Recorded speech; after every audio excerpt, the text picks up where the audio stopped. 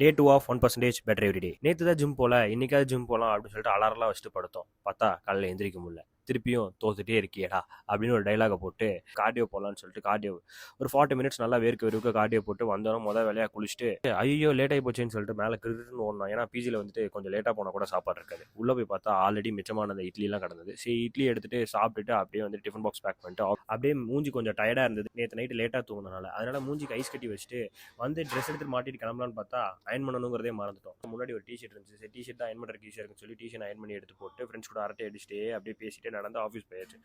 Office போய் பஞ்சின்னு வச்சுட்டு உள்ளே போனோம். ஒரு மீட்டிங்னு சொல்லிட்டு உட்கார வச்சிட்டாங்க. ஸோ மீட்டிங்கில் நம்ம தான் பேசணும்னு சொல்லிட்டு மீட்டிங்கில் போய் உட்காந்து மீட்டிங் அட்டன் பண்ணிட்டு இருந்தோம்.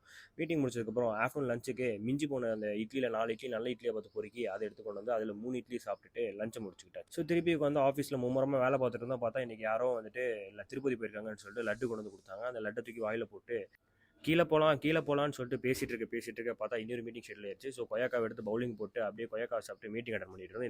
இந்த ஒரு காஃபி 2 பிஸ்கெட்டை சாப்பிட்டுட்டு ஈவினிங் ரூமுக்கு வந்தோன்னே ரூமில் இன்னொரு மீட்டிங் ரன் ஆகிட்டு இருந்துச்சு. அந்த மீட்டிங் உட்காந்து அட்டன் பண்ணிட்டு இருந்தோம். நைட்டு பிஜிக்கு வந்துட்டு சரி நம்ம தான் டயட்டில் இருக்குமே, பர்ஃபெக்டான ஆஸ்தெட்டிக்ஸ் பாடிஸ் இருக்குதுன்னு சொல்லிட்டு ஒரு 3 சப்பாத்தியும் ஒரு முட்டையை மட்டும் அடித்து நவுத்தலாம் அப்படின்னு சொல்லிட்டு அதை எடுத்து நவுத்தியாச்சு.